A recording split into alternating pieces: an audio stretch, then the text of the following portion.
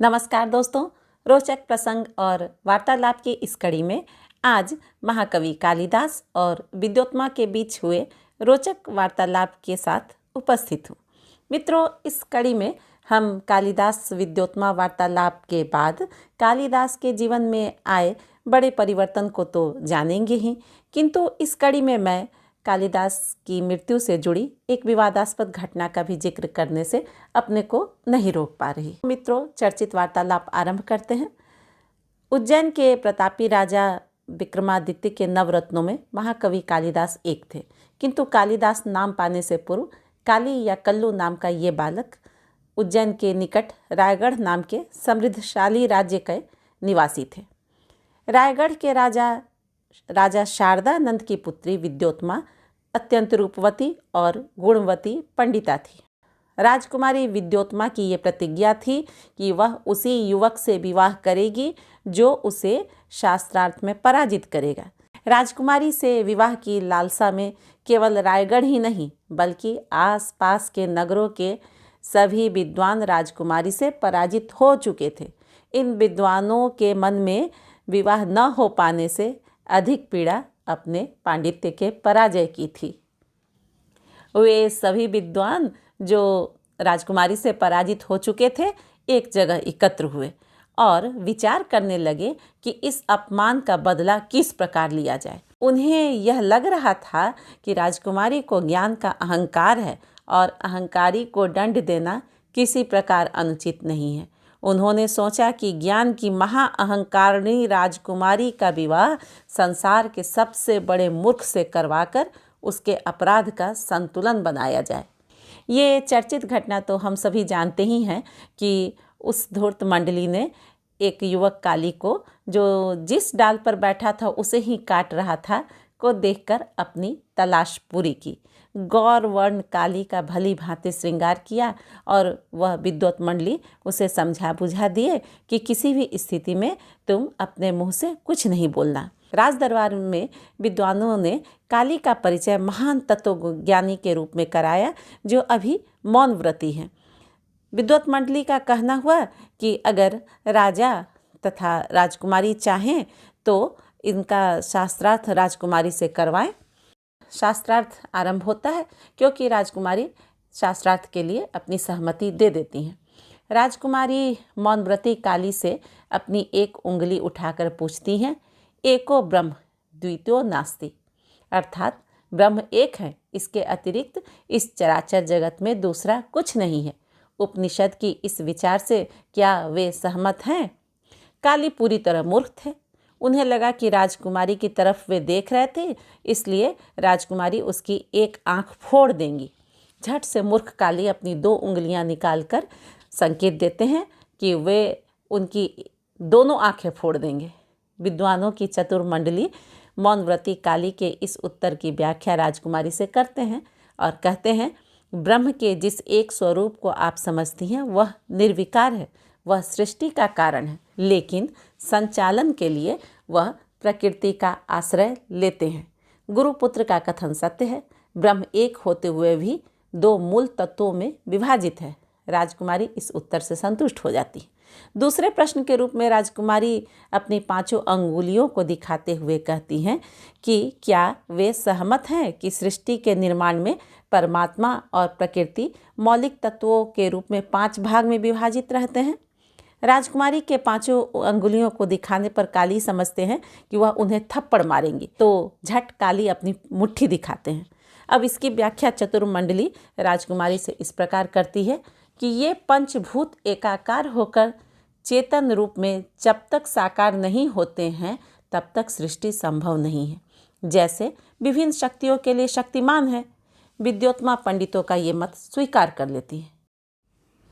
अगले प्रश्न के रूप में विद्योत्मा ने काली से यह जानना चाहा कि अगर पंच महाभूत एक रूप होकर चेतन सत्ता का निर्माण करते हैं तो क्या जीवन में उन पंच महाभूतों को अलग कर देखा भी जा सकता है? प्रश्न के संकेत के रूप में विद्योत्मा ने 5 अंगुलियां फैलाकर अपनी हथेली सामने की। मूर्ख काली ने समझा कि राजकुमारी उनका मुंह नोचने का संकेत दे रही हैं, तो काली ने झट अपनी सारी उंगलियों को सटाकर हथेली का शक्ल देते हुए बताना चाहा कि वे अगर उनका मुंह नोचेंगी तो वह भी उनका मुंह नोचेंगे और गला भी घोटेंगे। इस पर धूर्त मंडली वाह वाह करने लगी और इसकी व्याख्या इस प्रकार करने लगी कि जिस तरह से मिट्टी और जल से घड़े का निर्माण तो होता है, किंतु घड़े से जल और मिट्टी को अलग नहीं किया जा सकता, उसी प्रकार पंच महाभूतों के एकाकार रूप को अनुभव किया जा सकता है, पर उसे अलग नहीं किया जा सकता। विद्योत्मा इस उत्तर से संतुष्ट हो जाती हैं। उनका अगला प्रश्न था कि ब्रह्म को वाणी से व्यक्त किया जा सकता है। इसके लिए उन्होंने जीव संकेत के रूप में दिखाई। काली ने सोचा राजकुमारी उनसे क्रुद्ध हो गई हैं और वो उसका जीव निकलवा लेंगी। फिर क्या था, काली ने भी अपनी जीभ निकाली और हाथों से अपने सीने की ओर इशारा किया कि वह उनकी जीभ भी निकाल लेंगे और सीना भी तोड़ देंगे। इसका अर्थ पंडितों ने इस प्रकार बताया कि परमात्मा न केवल वाणी से परे है अपितु मन से भी परे है। इसी प्रकार विद्योत्मा वेदांत उपनिषदों पर आधारित प्रश्नों को पूछती रही।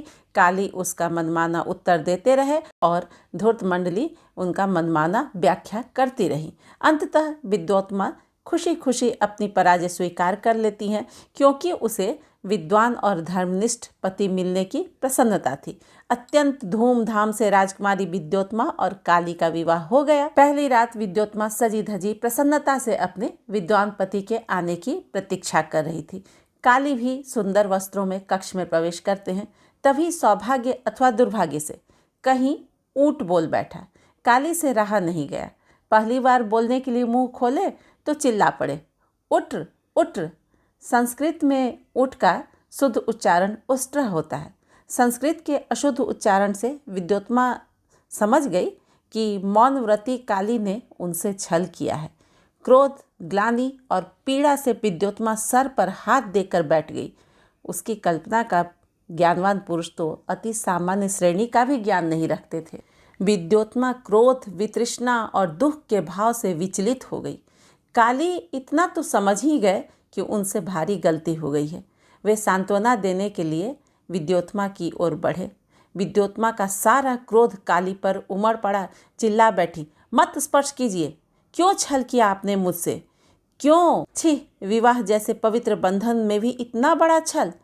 जाइए आप यहाँ से, दूर हो जाइए मेरी नज़रों से। काली अज्ञानी तो थे परंतु मानव थे।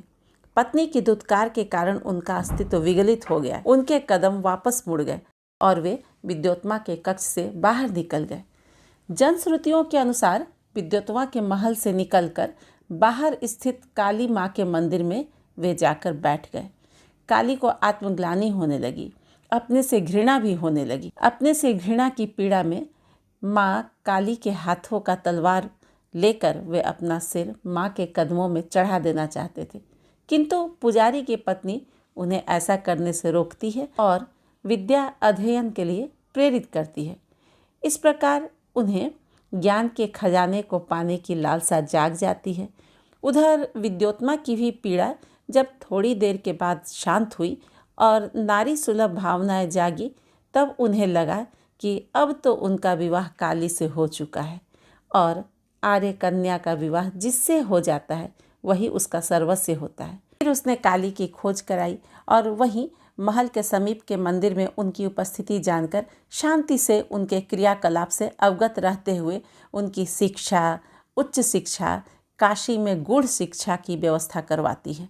काली को भी वास्तविक मनुष्य बनने की उत्कट इच्छा ने प्रेरित किया और इस प्रकार विद्योत्मा की प्रताड़ना ने ऋतुसंहार, मेघदूत, कुमार संभव, रघुवंश, मालविकाग्निमित्रम, अभिज्ञान शाकुंतलम, विक्रमोर्विषयम जैसे उपमा और अलंकार से पूर्ण 7 ग्रंथों के रचयिता कालिदास का विश्व से परिचय कराया। तो दोस्तों, ये था कालिदास विद्योत्मा के बीच हुए चर्चित वार्तालाप का रोचक प्रसंग। अब हम कालिदास की मृत्यु से संबंधित सर्वाधिक मान्य और प्रामाणिक घटना को जानेंगे। श्रीलंका के राजा कुमारदास बहुत बड़े विद्वान और कवि थे। एक बार वे अपनी रचना जानकी हरण के बारे में विद्वानों की राय जानने के लिए अपने दूत के साथ पुस्तक को राजा विक्रमादित्य के दरबार में भेजते हैं। कालिदास को उनकी रचना बहुत पसंद आई। उन्होंने राजा कुमारदास को इसकी सूचना भिजवाई। राजकीय व्यवस्था पर कालिदास का श्रीलंका जाना हुआ। बहुत कम समय में कालिदास और राजा कुमारदास घनिष्ठ मित्र बन गए।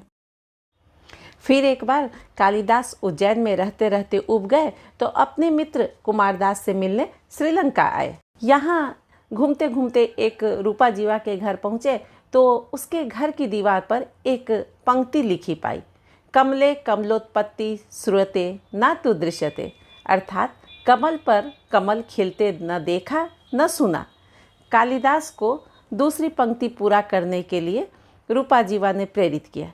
दूसरी पंक्ति कालिदास पूरा करते हैं, बाले तब मुखाम भोजे कथमिंदी वर्द्वयम, अर्थात बालिके तुम्हारे मुख कमल पर ये दो दो नेत्र कमल कैसे खिल गए। दरअसल राजा कुमारदास ने श्लोक पूर्ति के लिए स्वर्ण मुद्राओं की घोषणा की थी। इसी मोह में रूपा जीवा कालिदास की हत्या कर देती है कि पंक्ति पूरा करने पर कालिदास को पुरस्कार मिल जाएगा, परंतु रूपा जीवा की पोल खुल गई। राजा को जब मालूम हुआ तो दुख में आकर वे कालिदास की चिता में ही अपने प्राण त्याग दिए। इस प्रकार कालिदास का अंत हो गया। कहते हैं कालिदास विद्योत्मा के तिरस्कार के कारण महामूर्ख से विद्वान बने थे, तो वे राजकुमारी विद्योत्मा की गुरु की भांति पूजा करने लगे। वे उसे गुरु के समान पूज्य समझने लगे। इससे विद्योत्मा को भारी पीड़ा हुई। उसने उन्हें शाप दिया था कि तुम्हारी मृत्यु किसी स्त्री के हाथों होगी। तो इस प्रकार विद्योत्मा का श्राप फलीभूत हो गया और कालिदास का अंत हो गया। दोस्तों, इस सरस्वती पुत्र का जीवन और मरण से संबंधित किंवदंतियों में कितनी सच्चाई है, यह शोध का विषय है। इस प्रकार रोचक प्रसंग और वार्तालाप की यह कड़ी यहीं समाप्त होती है। तो दोस्तों, कैसा लगा महाकवि कालिदास और विद्योत्मा के बीच हुए रोचक वार्तालाप की ये कड़ी। धन्यवाद। जय हिंद, जय हिंदी।